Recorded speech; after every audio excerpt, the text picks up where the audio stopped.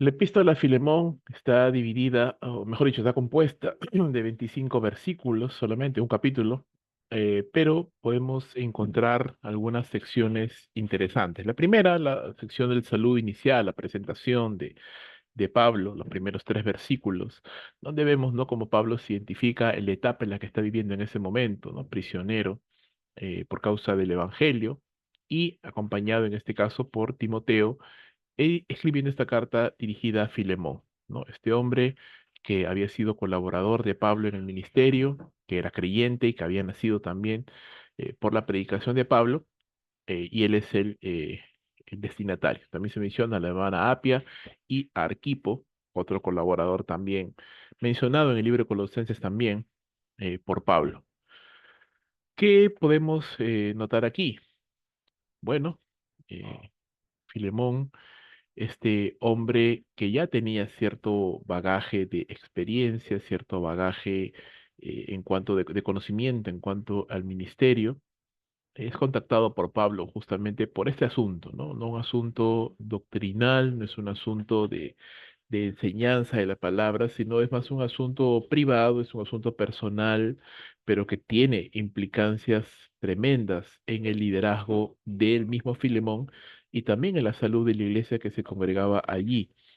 Lo que queremos o lo que nos quiere mostrar la carta es la importancia del trato entre los hermanos y el trato entre el líder y sus subordinados, en la manera como el líder maneja los asuntos interpersonales que muchas veces uno puede pensar que no tienen relevancia o importancia a la luz de otros temas más importantes, pero que sí son importantes cuando pensamos en el efecto que puede causar en el ánimo y en llamémoslo así, ¿no?, en el clima, en la actitud, en la salud de la iglesia en general, ¿no? Un líder tóxico, un líder que no sabe lidiar con las personas, que no sabe lidiar con los problemas o las relaciones interpersonales, de todas maneras va a perjudicar la salud de la congregación y el estado de las personas con las cuales trabaja. Empieza la carta entonces y Pablo es muy sabio, ¿no? Pablo empieza elogiando a Filemón, ¿no? Reconociendo las virtudes, los aspectos buenos y resaltantes y encomiables de este hombre, ¿no? Los versos 4 al 7, Pablo empieza diciendo: doy gracias a mi Dios siempre, haciendo mención de ti en mis oraciones, porque oigo, dice, de tu amor y de la fe que tienes hacia el Señor Jesús y hacia todos los santos, ¿no? Filemón no era un hombre, vuelvo a repetir, neófito, no era un hombre acusado de graves pecados morales o algo por el estilo, no, esta es una carta que, si bien es cierto, trata de un tema delicado, está enfocada desde un punto de vista, de una perspectiva optimista, de una perspectiva de gracia, de gozo, por cuanto Pablo, a pesar de que se encontraba en esta situación tan difícil, puede reconocer las virtudes de Filemón en su carácter, en su vida, en su ministerio, y eso es algo bueno, porque empezamos sobre un terreno que no va a levantar pues anticuerpos, que no va a levantar, llamémoslo así, controversias o resistencia de parte de Filemón hacia lo que Pablo le va a pedir, porque lo que Pablo le va a pedir, hermanos, no es un asunto sencillo, ¿no? Onésimo escapó, Onésimo se fue de mala manera, ¿verdad? Y eso pudo haber generado, llamémoslo así, amargura, rencor en el corazón de Filemón. Pablo está tratando de poner un paño de agua fría ahí, tratar de mediar para buscar una reconciliación con este hombre que se fue en incredulidad, se fue en dureza de corazón, pero ahora regresa hacia él con un corazón diferente, ahora es un hermano en la fe. Entonces, ¿cómo va a lidiar Filemón con este asunto? ¿No? Él se fue siendo un esclavo, pero ahora vuelve siendo un hermano en la fe. ¿Cómo lo va a tratar? ¿Cómo va a recibirlo? ¿Va a vengarse? ¿Va a intentar obtener justicia? ¿Eso cómo lo van a ver los demás hermanos de la iglesia? ¿Cómo va a ser afectado su liderazgo? ¿Cómo va a ser afectada la iglesia? Y es que, hermanos, las reacciones que tenemos y la manera como tratamos con las personas, sobre todo las personas que están en liderazgo, afectan definitivamente a la iglesia, ¿no? Y esta carta habla de esto. Pablo empieza entonces desde un punto de vista muy adecuado, muy propicio, debo decir, elogiando el carácter y elogiando el amor y la fe de Filemón, lo cual justamente va a ser puesto a prueba, ¿no? A raíz de esta situación que va a pasar. Dice: ruego que la comunión de tu fe llegue a ser eficaz por el conocimiento de todo lo bueno que hay en vosotros mediante Cristo, pues he llegado a tener mucho gozo y mucho consuelo en tu amor, porque los corazones de los santos han sido confortados por ti, hermano. ¿verdad? Filemón entonces, vuelvo a repetir, no es un hombre que no conoce la importancia del amor y la importancia de estas cosas. Él es un hombre que ha ejemplificado de manera en el pasado, ha confortado el corazón de los hermanos, ha confortado el corazón de Pablo mismo y ahora se va a ver ese amor probado cuando una persona que en el pasado le hizo un daño, ahora vuelve a Filemón, ahora como un hermano de la fe. Una de las cosas tal vez con las cuales, o de las cosas más difíciles con las cuales un creyente, un servidor del Señor va a tener que lidiar es justamente con este asunto, ¿no? Del rencor, de la amargura, del intentar no buscar la justicia por las propias manos. Y es que en el ministerio, hermanos, vamos a sufrir definitivamente, no solamente por causa del Evangelio o aún en nuestro propio cuerpo, por causa de nuestros propios pecados o malas decisiones, pero también vamos a sufrir situaciones de murmuración, de chisme, de traición, de división y muchos otros aspectos más. El asunto es cómo lidiamos con la crítica, cómo lidiamos con la murmuración, cómo lidiamos con las personas que de una u otra manera, aun siendo creyentes, incluso mismo, o incrédulos, nos hacen daño, nos hacen mal, cómo vamos a reaccionar nosotros, porque definitivamente la manera como reaccionemos va a poner a prueba la fe, el amor, la comunión que tenemos, ¿no? Es fácil tener comunión, es fácil mostrar amor, gracia y tener compasión con aquellos que piensan igual que nosotros, con aquellos que sirven junto con nosotros, que son amistades, amigos, familiares. Más complicado es cuando nos enfrentamos a personas que nos hacen daño, que nos ofenden, que critican de nosotros, que hablan mal de nosotros, cómo vamos a tratar con ellos. Filemón en este caso tenía que enfrentarse, y probablemente no lo sabía aún, pero tenía que enfrentarse a una prueba de su fe y de su carácter cuando se encontrara cara a cara con Onésimo y tuviera que decidir qué hacer, perdonar, no perdonar, dar gracia, no hacerlo, o retenerla, intentar buscar justicia por sus propias manos, o confiar en la gracia soberana de Dios. ¿Cómo iba a reaccionar? ¿Y cómo la iglesia iba a ver esa reacción? Eso es lo que estaba en juego. La salud, la comunión, la unidad de la iglesia, que eso es, hermanos, muy importante. Pablo empieza entonces poniendo este camino, esta situación, para que Filemón pueda entender lo que está en juego. Lo que está en juego no solamente su decisión personal o la perspectiva que él va a tener de Onésimo. Lo que está en juego es la validez y la credibilidad de su fe y de su carácter que va a ser puesto a prueba ahora por esta situación y la comunión que se ha logrado, la unidad que se ha guardado en la iglesia que va a ser puesta a prueba ahora cuando se enfrente Filemón a esta situación. El texto continúa y ya Pablo habla claramente y hace la petición, versos 8 al 16, dice, por lo cual, aunque tengo mucha libertad en Cristo, recordemos que Filemón nació bajo el ministerio de Pablo, nació espiritualmente, aunque tengo mucha libertad en Cristo para mandarte lo que conviene, no obstante, dice, por causa del amor que te tengo, te ruego, siendo como soy Pablo anciano y ahora también prisionero en Cristo Jesús, ¿no? Y me encanta, hermanos, me encanta, porque si alguien tenía autoridad para poder pedirle o ordenarle simplemente algo a los colaboradores, a los servidores, era Pablo, hermanos, apóstol de Jesucristo, con la autoridad delegada misma del Señor Jesús, podía simplemente mandar y ya está. Como en algunos casos él pudo ser más firme en algunos aspectos, en algunos asuntos, ¿no? Por ejemplo, cuando lidiaba con los judaizantes y qué sé yo. Pero estamos hablando aquí de más bien un Pablo más sabio, un Pablo con mucho más experiencia, criterio, manejo de las situaciones que le dice Pablo, te ruego, ¿no? Te pido por favor, apelo a esto, y ese es un contraste, un primer contraste que encontramos en esta carta, ¿no? Pablo puede hacer uso de su autoridad, pero no lo hace. Ese es el primer contraste. El verdadero poder, la verdadera autoridad, no es la que se impone, ¿no? No es la que pisotea, la que aplasta, sino aquella que mueve, que inspira, que ejemplifica, que modela la ternura de nuestro Señor Jesucristo. Pablo puede mandarle a Filemón por ser apóstol y por ser su padre espiritual y por ser un anciano en la iglesia, pero no lo hace, ¿no? No lo hace, lo pide, lo ruega por causa del amor. Dice, te ruego nuevamente, ¿no? Dos veces hace uso de esta palabra, en el verso 9 pero también en el 10. Le vuelve a decir, te ruego por mi hijo Onésimo, ¿no? siendo que Filemón también era su hijo, ahora son hermanos en la fe, pero dice, te ruego por mi hijo Onésimo, a quien he engendrado en mis prisiones, el cual en otro tiempo te era inútil, pero ahora dice, ahora nos es útil a ti y a mí.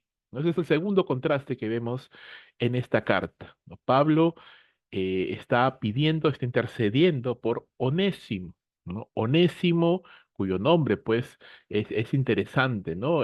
Hace referencia a esta utilidad que en su momento, al ser incrédulo, pues no era útil, ¿no? Era una persona inútil y reflejaba su inutilidad. No solamente porque era incrédulo, no solamente porque estaba apartado de todo lo bueno, sino aún porque en su propio carácter y en su propia mala decisión se escapó de su amo, ¿no? Se escapó, se rebeló y se fue de su amo.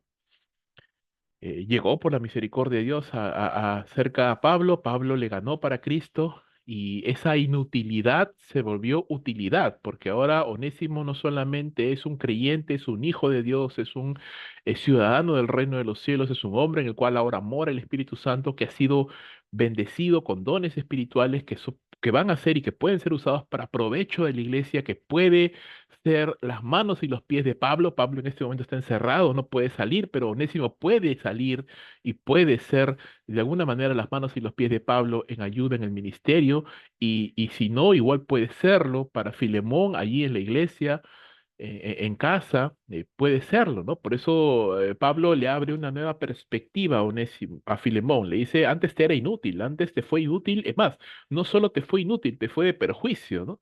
Porque se escapó, se fue, se fugó, se rebeló contra la autoridad que de alguna manera tú tenías sobre él. Pero ahora, dice, ahora es útil para el Señor, en las manos de Dios como un hijo de Dios, como un siervo del Señor, es útil para Pablo y también es útil para ti, como hermano, como compañero de milicia. Es ese segundo contraste, hermanos. Onésimo antes era inútil, pero ahora es útil, tanto para Pablo como para Filemón, como para la obra de Dios. Entonces Pablo quiere mostrarle a Filemón la perspectiva mucho más grande que tiene Dios con respecto a las situaciones que pasan. A veces nos enfocamos tanto en las problemáticas o en los problemas que vienen por causa de las relaciones interpersonales, la crítica, la murmuración, el chisme, la división, la oposición, etcétera, etcétera, etcétera. Pero queremos ver, y esa carta nos anima a ver la perspectiva más amplia que tiene Dios. A veces Dios permite estas situaciones, Dios permite los conflictos, Dios permite las pruebas, Dios permite las situaciones que pasan entre personas, aún conflictos en el liderazgo, conflictos entre los hermanos para que podamos entender la perspectiva más amplia. Dios siempre está obrando para su gloria y para el provecho de su iglesia. Dios permite que Filemón sea de alguna manera perjudicado con la huida de Onésimo, pero Dios también permite en su gracia que este hombre llegue a los pies de Pablo, que sea ganado para Cristo y ahora Pablo manda a Onésimo, regresa con tu antiguo amo y ahora hermano en la fe, pon en orden las cosas, pon en orden las cosas. Porque no podemos progresar en la vida espiritual, hermanos, si no hay un orden. Tranquilamente, Onésimo, en temor, pudo haber dicho, no, yo no regreso donde Filemón porque yo no sé cómo va a reaccionar el que antes fue mi amo, me va a matar, me va a enjuiciar, me va a apresar, mejor me quedo contigo, Pablo, ¿no? Pero Pablo, hermanos, las cosas en orden, las cosas en orden. Dios es un Dios de orden. Dios es un Dios que va a bendecir, pero cuando las cosas se hacen en orden, ¿no? Y si yo soy líder, si yo soy servidor en la iglesia, con mayor razón tengo que andar en orden. Con razón, con mayor razón tengo que manejar mis asuntos en orden, porque esa es la manera como ejemplifico el amor y el carácter de nuestro Señor Jesucristo. Orden no solamente en mi vida interna, privada, sino en mi vida personal y pública y lo que los hermanos pueden ver también. Así que Pablo le envía nuevamente y vemos ese segundo contraste, ¿no? La inutilidad de Onésimo que ahora se vuelve utilidad. Dice, y te lo vuelvo a enviar en persona, dice, es decir, como si fuera mi propio corazón. ¿No? Y Pablo utiliza estas pequeñas frases que muy interesantes, ¿no? Como mostrándole que, si bien es cierto, antes este hombre era un esclavo y un esclavo realmente valía lo que valía su peso, ¿no? En dinero, por así decirlo, y probablemente una persona con dinero podía prescindir de esclavos y conseguirse otro y ya está, ¿no? No hay ningún problema. Pero Pablo está diciéndole, este hombre es valioso. Este hombre es valioso, no solamente porque es un hijo de Dios, no solamente porque es un hombre que ha sido entrenado bajo los pies del mismo apóstol Pablo, sino porque es un hombre al cual Pablo ha llegado a querer.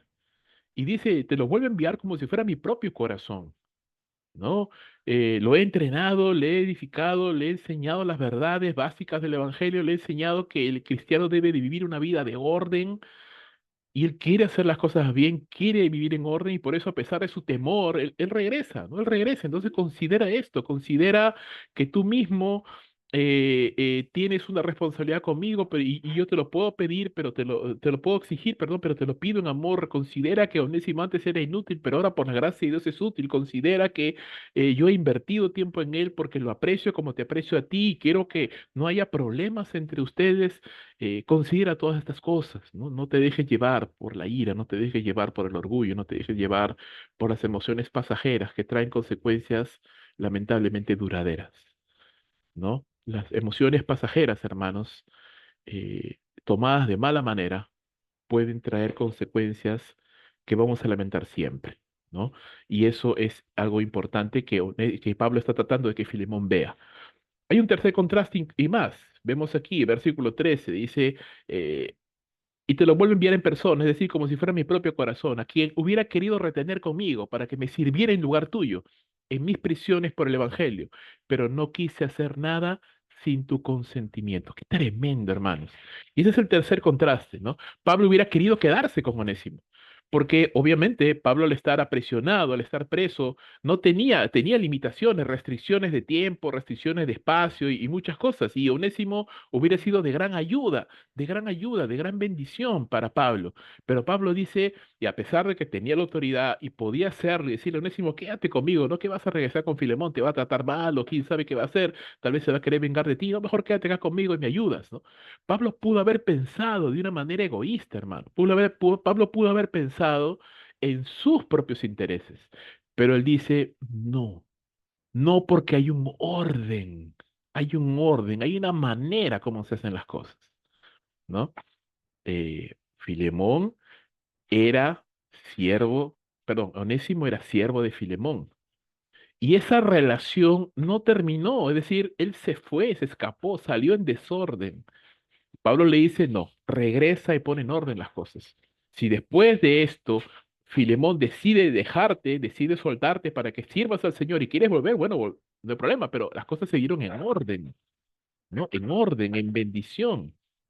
Pablo dice, yo hubiera querido que se quede conmigo porque me es útil, para que me sirva. Y no solamente es que dice, para que me sirva en tu lugar, ¿verdad?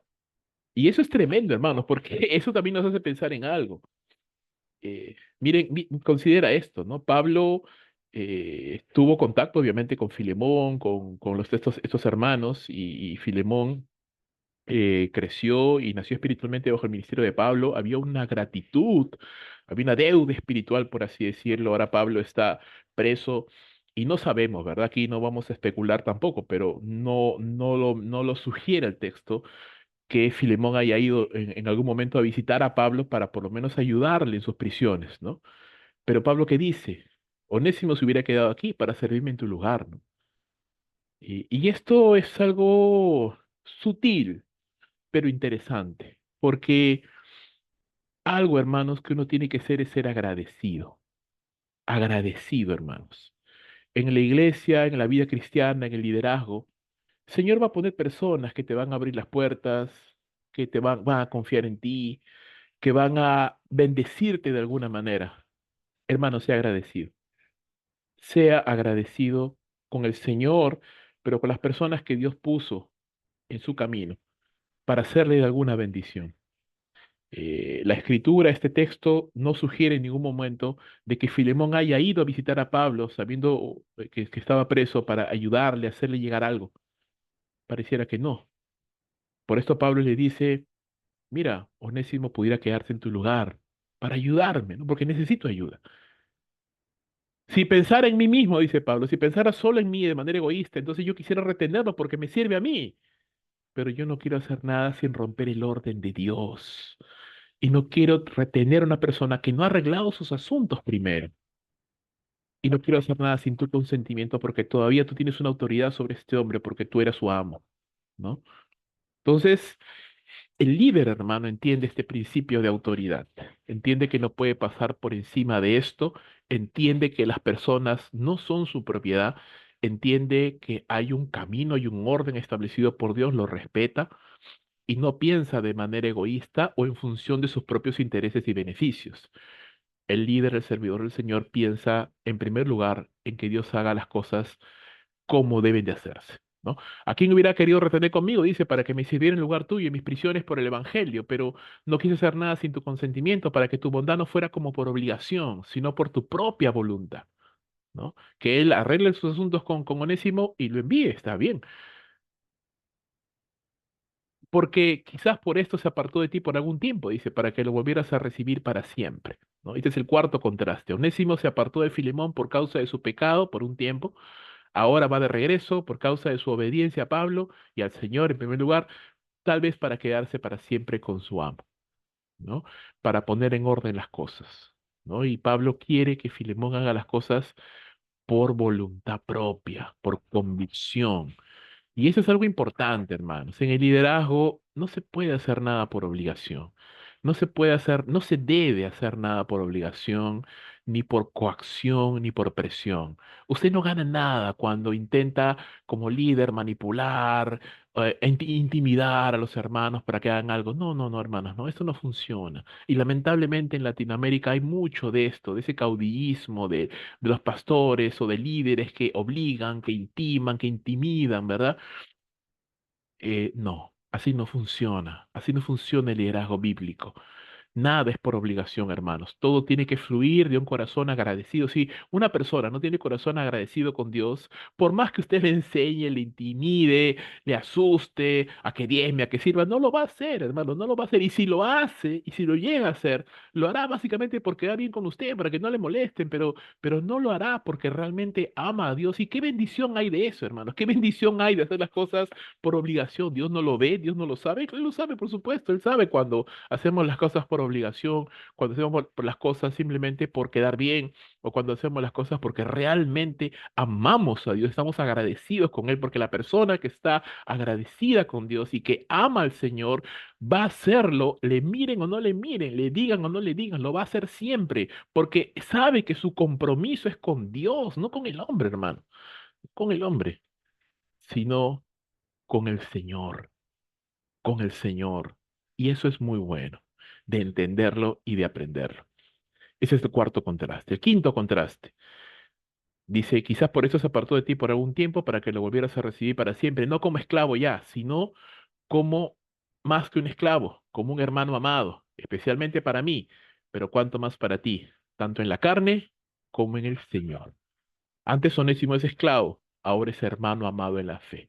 Y esta es la verdadera prueba para Filemón.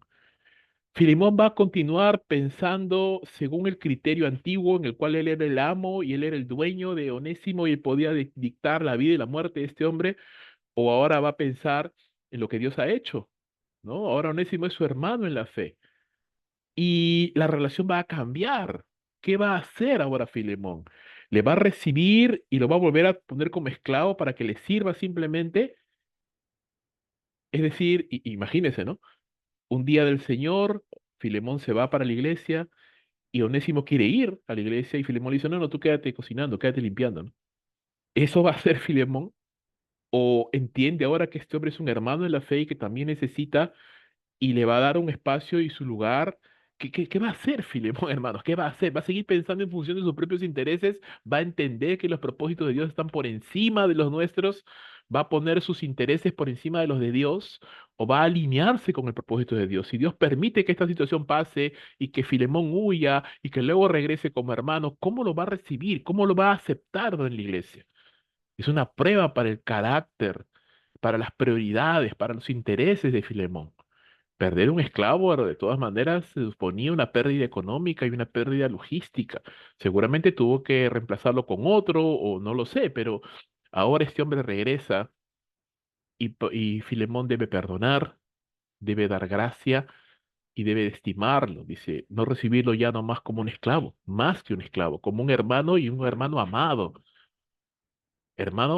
por Pablo y amado también por él. tanto en la carne como en el Señor. Entonces estamos viendo cómo Pablo está animando a Filemón a ejercitar un verdadero liderazgo que no es egoísta, que no está pensando en sus propios intereses, que está pensando en los intereses del Señor y de la obra, un hombre que no se deja llevar por las emociones pasajeras, un hombre que puede entender la perspectiva de Dios, un hombre que puede ser capaz de perdonar, de dar gracia y de adaptarse a lo que Dios está haciendo, porque muchas veces lo que Dios hace va a estar por encima de lo que nosotros pensamos y nos pone en situaciones como estas, en las cuales tenemos que decidir qué vamos a hacer. ¿Vamos a honrar a Dios o vamos a deshonrarle? Y la decisión que tome Filemón, hermano, va a afectar su vida y la de la obra. Continuamos. Esta es la petición, ¿verdad? La situación. Y ahora vamos a ver qué es lo que le pide Pablo a Filemón. Si me tienes pues por compañero, dice, ¿no? Acéptalo. ¿Cómo me aceptarías a mí? ¡Wow! Tremendo desafío, ¿no? Tremendo desafío. Y si te ha perjudicado en alguna forma o te debe algo, dice, cárgalo a mi cuenta. Yo, Pablo, escribo esto con mi propia mano, yo lo pagaré, por no decirte que aún tú mismo te me debes a mí. Ese es el sexto contraste, ¿no? Si algo te debe, yo lo pagaré. Si algo te debe, yo lo pagaré, dice, ¿no? Entonces, Pablo está diciendo, si me tienes por compañero, si me aprecias, si algo he podido ser de bendición para tu vida, si algo he podido ser de bendición para tu vida, entonces recíbelo. Y acá vemos el Evangelio, hermanos. Vemos el Evangelio como un pecador, como una persona que ha actuado en rebelión, en desobediencia, en egoísmo, se aparta, ¿no? Hace su vida, hace su parecer. Pero Dios le atrae, Dios le llama, le trae al Evangelio, le acepta como hijo, le recibe, le da la vida eterna, le da una nueva vida, la salvación. Y ahora esta persona debe volver a poner en orden sus asuntos, debe volver a poner en orden sus cosas. Lo que Pablo le está pidiendo a Filemón es, actúa conforme a lo que predicas. Predicas el Evangelio de la gracia, entonces vive dando gracia. Actúas y predicas el Evangelio del perdón y de la restauración y de la reconciliación de Dios con los hombres, entonces reconcilia, actúa perdonando, da gracia. Porque de lo contrario, entonces hay una incoherencia entre lo que decimos y lo que hacemos. Seguramente Filemón tendría muchas razones, humanamente hablando, carnalmente hablando, para castigar a Onésimo, para decirle, ¿sabes qué? Está bien, pero vete, ¿no? No te quiero volver a ver, o ¿sabes qué? Te voy a apresar, o ya, no te voy a apresar ni nada, pero no te quiero ver, o simplemente, ¿sabes qué? Págame lo que me debes y vete, ¿no? Lo que me has causado, el perjuicio que me has causado. Pero Pablo dice, acéptale, como si fuera yo mismo, ¿no? Acéptame. Y si te ha perjudicado de alguna manera, dice, cárgalo a mi cuenta. Claro, cualquier persona con dos dedos de frente le diría, no, no, Pablo, ¿cómo crees, no? ¿Cómo te voy a pedir yo algo a ti, no? Todo lo que has hecho por mí, todo lo que haces por los hermanos, por las iglesias, ¿cómo te voy a pedir algo? No, no te preocupes, no, eso ya queda perdonado. Pero él lo pone, dice, yo, Pablo, escribo esto con mi propia mano. Yo lo pagaré, dice, yo lo pagaré, yo me hago responsable, yo me hago responsable, ¿no? Yo asumo, yo asumo las malas consecuencias de otra persona. Yo lo hago con tal de que la obra avance, con tal de que la gloria de Dios no sea perjudicada, con tal de que la unidad no se rompa, no importa. Yo no hice nada, yo no me escapé, pero yo lo hago, yo me hago responsable. Y el líder, hermano, se tiene que hacer responsable. Y te vas a hacer responsable por cosas que aún ni siquiera tú has hecho, por inmadurez de los hermanos, por pecados de los hermanos. No digo que él va a caer sobre ti la consecuencia del pecado, pero muchas veces las ofensas, las actitudes de los hermanos afectan a la congregación. Y tú vas a tener que hacerte responsable de eso, vas a tener que lidiar con eso. Y fácil es decir, pero yo no lo causé, a mí no me interesa. No, es que Dios se puso como un servidor allí. Tienes que hacerte responsable. Alguien tiene que hacerlo y ese vas a ser tú. Pablo termina diciendo, yo lo pagaré por no decirte que aún tú mismo te me debes a mí, ¿no? Una vez volvemos al mismo tema, ¿no? Ok, ¿quieres cobrarle? ¿Quieres no actuar dando gracias si no quieres aún así tener algún tipo de retribución? No te olvides lo que eras antes y la deuda de gratitud que tienes con Dios y que en este caso con Pablo, ¿no? Todos tenemos una deuda de gratitud con alguien, hermanos. Todos. Aquí nadie nació de la nada. Aquí nadie se hizo un nombre solo. No. Si no fuera por Cristo, no estaríamos aquí en primer lugar.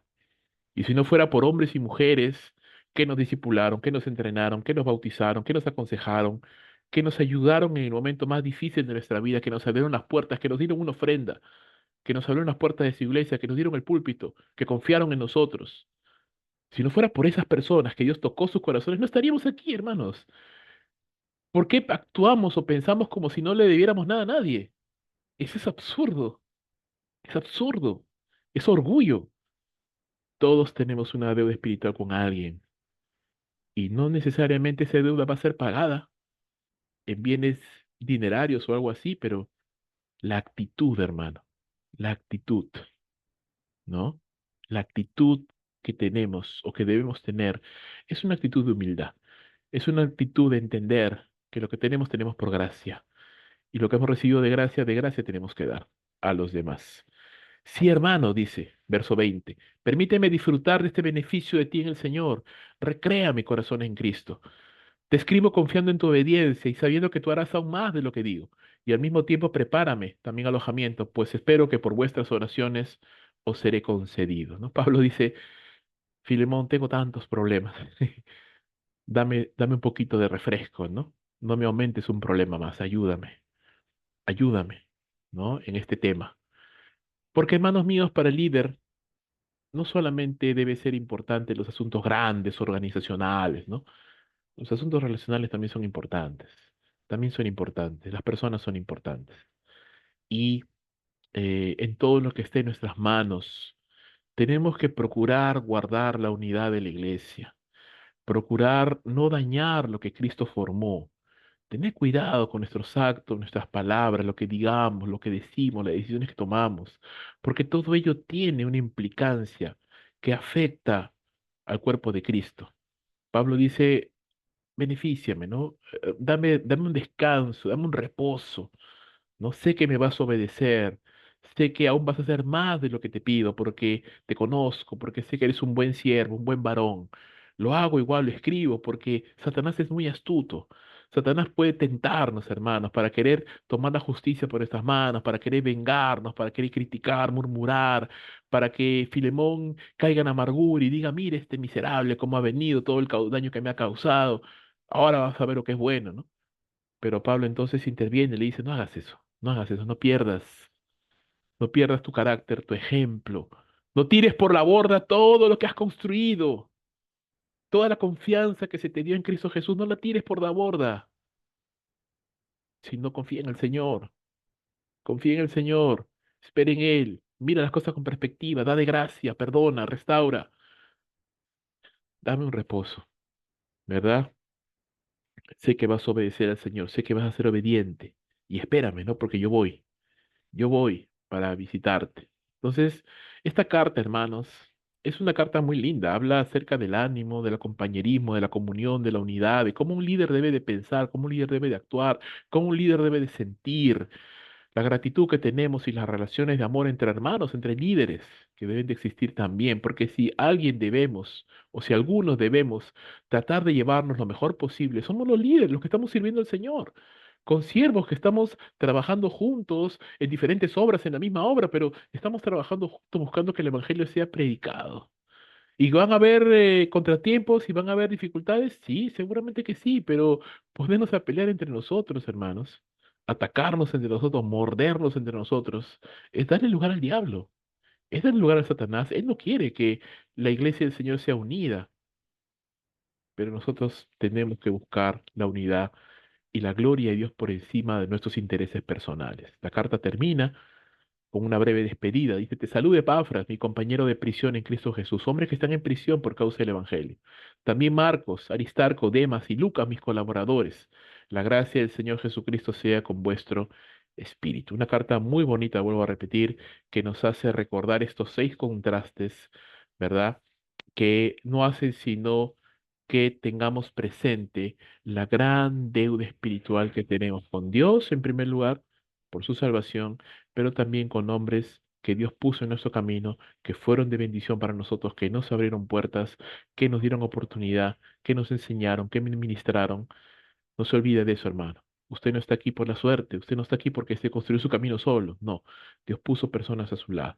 Y aun cuando muchas veces actuamos de mala manera, en irresponsabilidad, en egoísmo, en inmadurez, Dios nos da gracia, nos otorga gracia y favor. ¿Con qué cara entonces yo puedo pararme de una persona y negarle la gracia, o negarle el favor, o negarle la misericordia cuando yo la he recibido en primer lugar? Yo la he recibido en primer lugar. Ayúdenos, que nos ayude el Señor, hermanos, para ir adelante y para plasmar ese tipo de liderazgo que le hace mucho bien a la iglesia. Un liderazgo egoísta, un liderazgo abusivo, que impone cosas, que pisotea a las personas, que es duro, que es religioso, que no da gracia, que es egoísta, que piensa en sus propias intenciones y no le importan las consecuencias de sus decisiones por la iglesia. Ese liderazgo le hace mucho daño a la iglesia, hermanos. Y que Dios nos libre de ser líderes así. Que Dios les bendiga, hermanos. Gracias por escucharme y nos vemos en alguna otra oportunidad. Muchas gracias. Que el Señor les bendiga.